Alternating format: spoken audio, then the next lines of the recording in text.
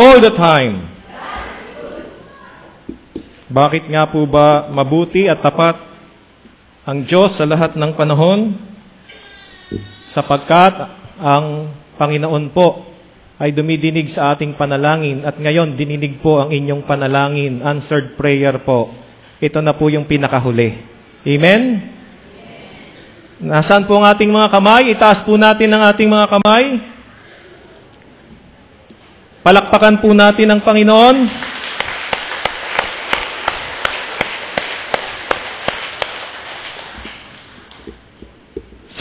Sa pitong huling wika po ng ating Panginoon doon sa krus, sa bundok ng paghihirap o Kalbaryo, 3 po doon ang panalangin. Ang una po ay patawarin mo sila sapagkat hindi nila alam ang kanilang ginagawa. At ang ikalawa po ay yung ika-4 na wika na sinabi po, Diyos ko, bakit mo ako pinabayaan? At ngayon po, ang ikatlo na panalangin ng ating Panginoong Hesus, ito po ay yung huling wika. At ito po ay nagsasaysay, Ama, sa mga kamay mo, itinatagubilin ko ang aking espiritu. Opo, mga kapatid. Tunay nga lamang po na ipinapakita sa 3 wikang ito at sa huling wika ng ating Panginoon ang panalangin. Patuloy na nananalangin ang ating Panginoong Hesus hanggang sa huling sandali ng kanyang buhay. At ipinapakita po dito ang kahalagahan ng panalangin sa buhay ng tao. Opo. Sa Santiago, Kabanata 5, ang talata ay 15, sinabi po doon na ang panalangin ay magandang pamamaraan ng ating paglapit sa Diyos upang tayo ay mabigyan ng lakas. Ito po yung palaging sinasambit natin na power of prayer. Ang kapangyarihan ng panalangin, nagbibigay ito sa atin ng makalangit na kapangyarihan, ng spiritual power.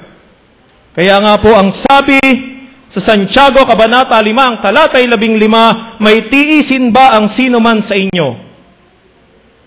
Manalangin siya. Mahirap po natiisin ang pagkainip. Amen? Kaya alam ko po, kanina pa tayo nananalangin. Pero ito na po yung kasagutan ng Panginoon. Nasa huling wika na po tayo. Ang ikahuling wika ng Panginoon sa krus ay nagmula po sa panalangin ng isang batang Hudyo. At ito po ay panalangin bago matulog or bedtime prayer. At ang panalangin pong ito ay nagsasaysay upang ipagkaloob ang pagbabantay ng Diyos sa kanyang buhay habang siya ay natutulog. Ito po ang pinakamatamis na panalangin ng isang bata na hindi nag-aalinlangan sa kapangyarihan ng Diyos. Sa pananalangin ng ating Panginoong Hesus, makikita natin dito ang isang kahulugan ng kamatayan. At ito po, ano po ba ang naranasan nyo kanina?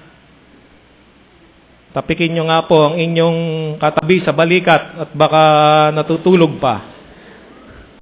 Wala naman po yatang nakatulog. Pero ito po ang kahulugan ng kamatayan, pagtulog o paghimlay.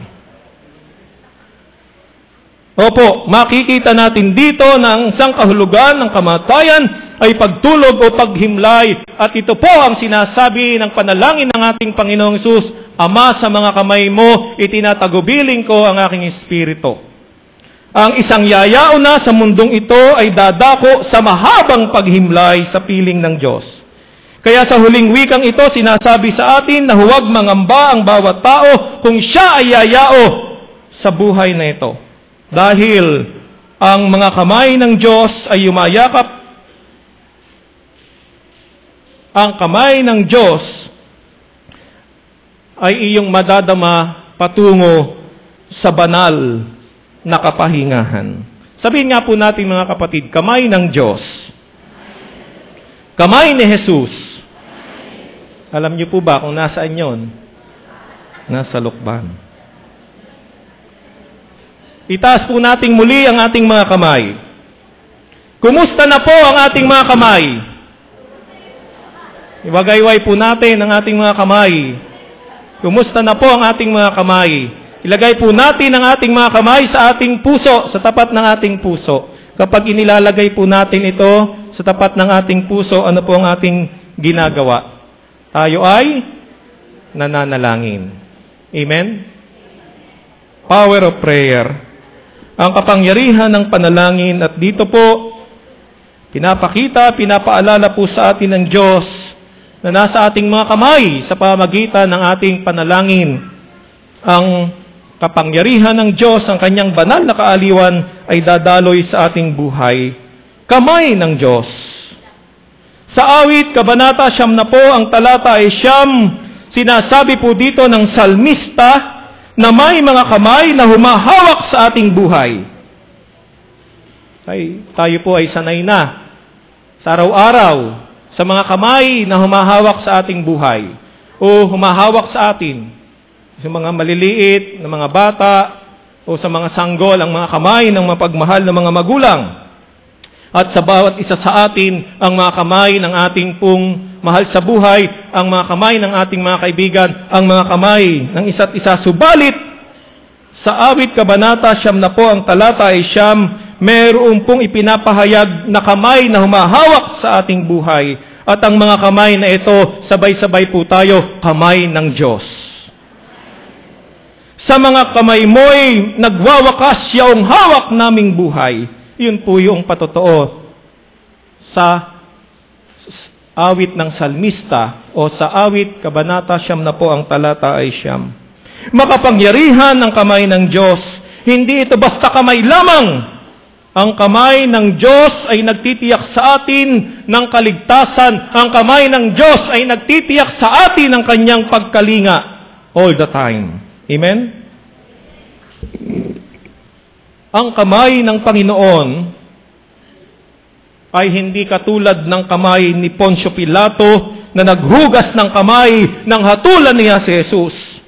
Ang kamay ni Pilato ay kamay ng walang pakialam sa mararanasang paghihirap ni Kristo sa krus. Ang kamay ni Pilato ang nagbigay ng direksyon upang hatulang mamatay ang isang taong walang kasalanan. Ito ang kamay ng mga taong walang malasakit sa kanyang kapwa o malasakit sa sangnilikha ng Diyos. Ang isa pang mga kamay na nagbigay ng sakit kay Jesus ay ang mga kamay ng mga nasa Sanhedrin. Kamay na nagturo at nagbintang sa kanya ng paninira sa Diyos. Ito po yung blasphemy. Ito po yung sinasabi ng bumubuo ng Sanhedrin laban kay Jesus at nagbintang sa kanya. Kamay na nananakit kay Jesus, nanununtok at sumasampal sa muka ng ating Panginoon. Itaas po nating muli ang ating mga kamay, mga kapatid. Kumusta na ang ating mga kamay? Saan natin ginagamit ang ating mga kamay? Maaari na po nating ibaba ang ating mga kamay. Sa narinig po natin na mga pagninilay sa unang wika hanggang ika-6 na wika, ang ating bang mga kamay ay nagiging daluyan ng pagpapatawad? Ang ating bang mga kamay ay nagiging instrumento upang ating pong maranasan ang kaganapan ng paraiso? O ang ating mga kamay ay nagiging daluyan sa tuwina upang yakapin ang mga ina, ang ating mga magulang? Ang ating pubang mga kamay ay patuloy na nagpapadama ng pakikiisa sa ating kapwa o sa isa't isa o sa sangnilikha na alam po natin tumatangis dahil napabayaan? O ang ating mga kamay ay nagiging daluyan upang tighawin ang uhaw na ating pong nararanasan, na ating darama at nakikita sa ating pamayanan, sa ating pong sambahayan. O ang ating mga kamay ay patuloy na ginagamit sa pagganap sa kalooban ng Diyos at sa pagbuhay na muli o papanumbalik ng sanglilikha. Opo, kumusta na ang ating mga kamay? Malinis ba ito at hindi nakagagawa ng pananakit o pagtuturo ng kasalanan sa ating kapwa? Ano ang ginagawa ng ating kamay ngayon sa ating kapwa? Ang ating mga kamay ay makapangyarihan. Maaari po itong makapanakit o makaakay ng pagmamahal sa ating kapwa. Kumusta na katulad po ng mga kamay na pumirma sa Responsible Parenthood Law? Mga kamay na nagtataguyod para sa buhay. Kumusta naman ang mga kamay na pumirma sa Mining Act sa ating bansa? Mga kamay na kung saan po doon ay nagpapaalala sa atin ng kalagayan ngayon kung bakit kalunos-lunos ang kalagayan ng ating pong kapaligiran. Opo, makapangyarihan ang ating kamay. Maaari itong makapanakit o makaakay ng pagmamahal sa ating kapwa. Pag tinikom natin ang ating mga palad, ito ay nagiging kamao. Nangangahulugang ito ay galit at handang makapanakit ng ating kapwa. Ngunit kung ito ay laging bukas ang palad, pinadarama natin ang tulong at pagmamahal sa ating kapwa. Nagiging pagpapala ito sa iba. Ang laging nakabukas na palad, kung dumating man ang pagyao sa daigdig, madali itong ibangon at kunin ng Panginoon upang dalhin sa kanyang kaharian, sapagkat ang bukas na palad, ang bukas na kamay ay madaling hawakan ng kamay ng Panginoon. Inyo pong abutin ang kamay ng ating mga katabi na nakabukas ang ating mga palad. Ngunit kung ang kamay natin ay laging sarado, napakahirap ibangon ito ng Panginoon, sapagkat napakahirap hawakang ibangon ang isang tao na nakakamao. Isa pang hindi magandang halimbawa na ginagawa ng ating kamay ay ang pagtuturo ng kasalanan ng iba. Ibinibintang natin ang kasalanan na ginawa natin sa ibang tao. Ito ang ginawa ng mga tao doon sa babaeng na huling nakikiapid.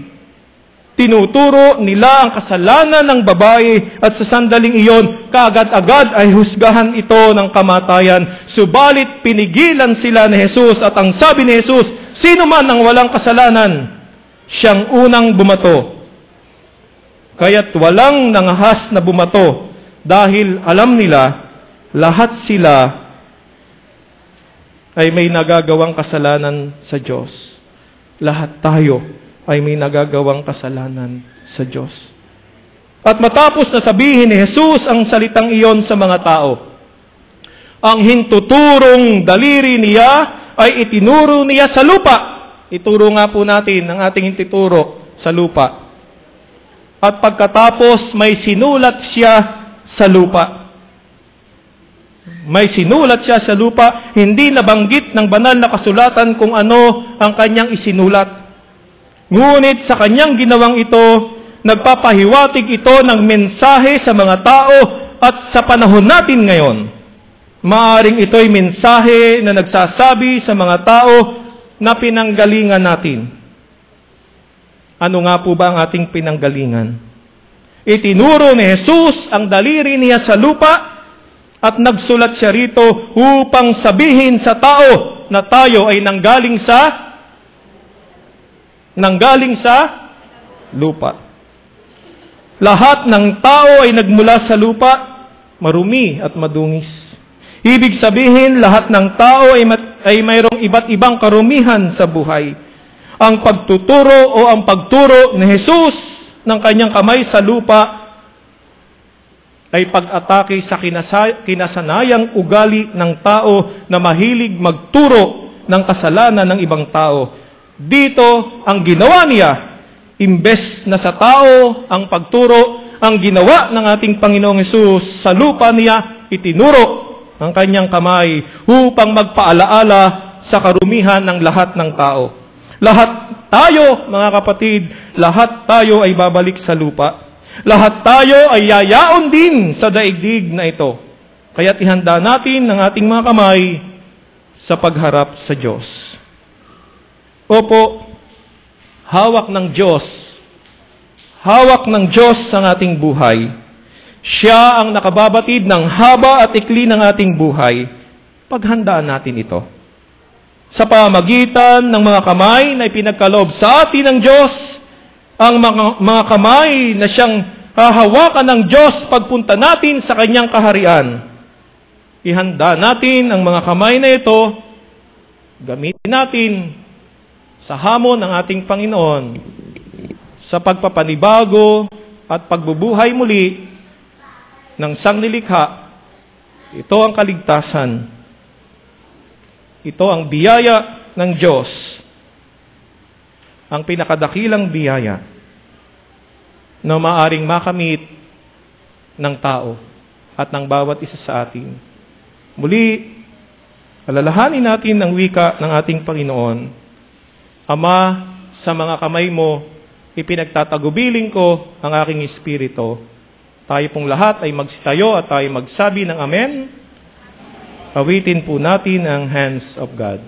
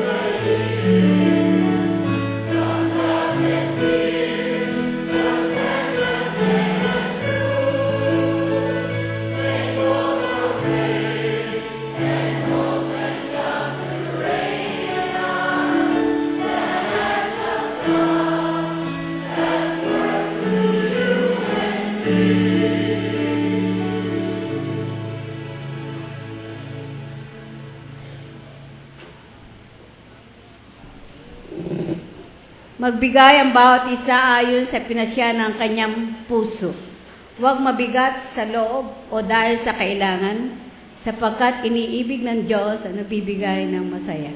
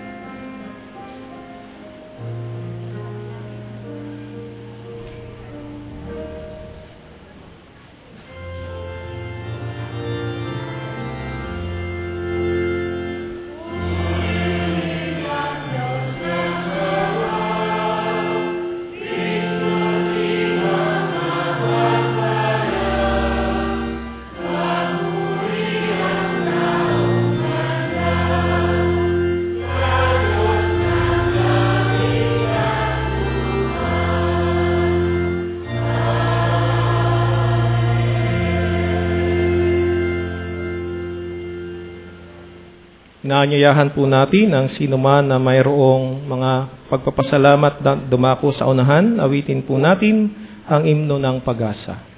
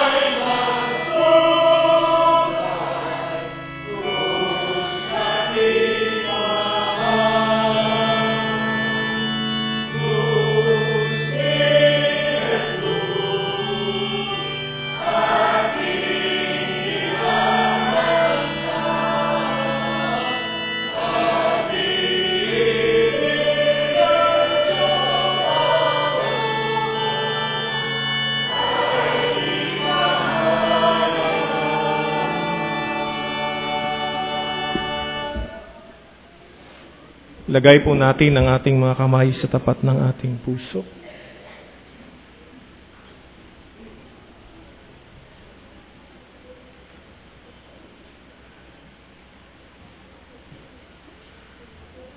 sa krus ng Kalbaryo, ipinahayag po ninyo ang ganap na kahulugan ng inyong pagmamahal. Ipinagkaloob po ninyo ang inyong buhay. Kaya't patuloy naming titingnan, O Diyos, ang iyong krus doon sa Kalbaryo ng may pagpapasalamat at ipapahayag ang inyong dakilang pag-ibig, pagpapatawad at pagliligtas. Maraming salamat po sa kaligtasan. Maraming salamat po sa inyong pagtanggap. Maraming salamat po sa inyong pagpapatatag ng aming tahanan. Maraming salamat po sa pagsusugo ninyo sa aming sambahayan.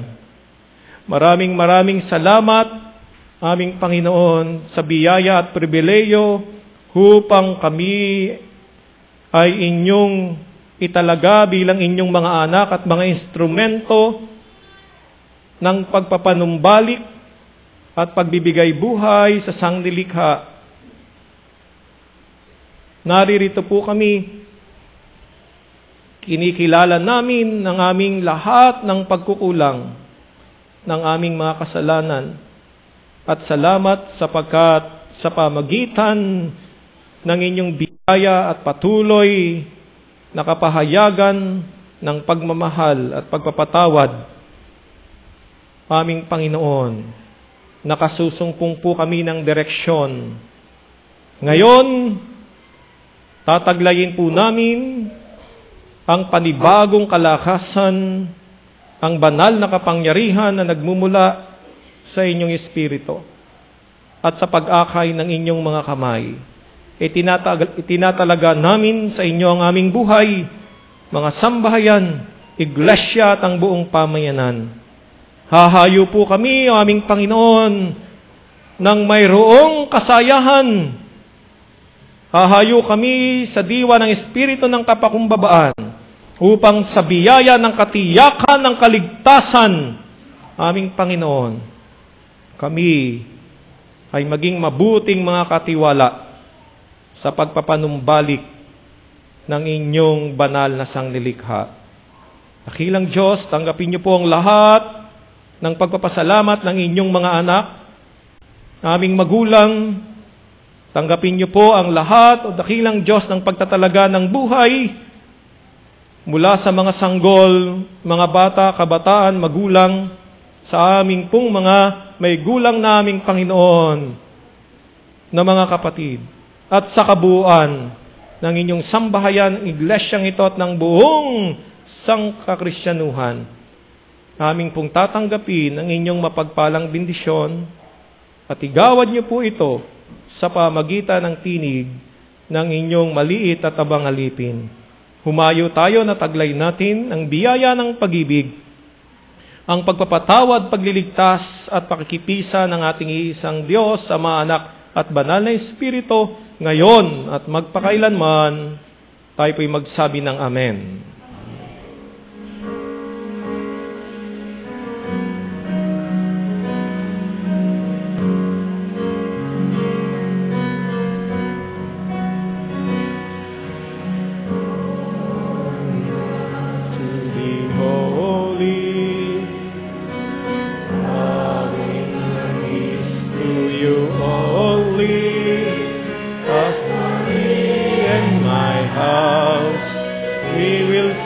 the Lord. As for me and my house, we will serve the Lord. As for me and my house, we will serve the Lord. We will serve the Lord.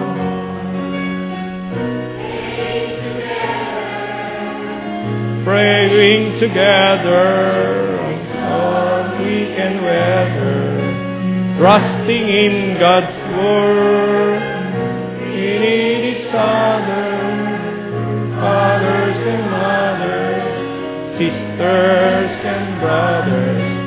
harmony and love. As for me and my house, we will serve the Lord.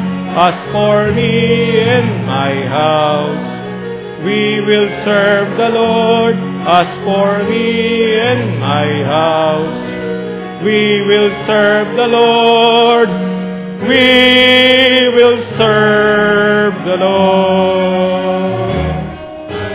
Me and my house, we will serve the Lord. As for me and my house, we will serve the Lord. As for me and my house, we will serve the Lord.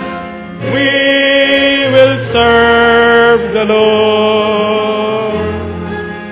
We will serve the Lord.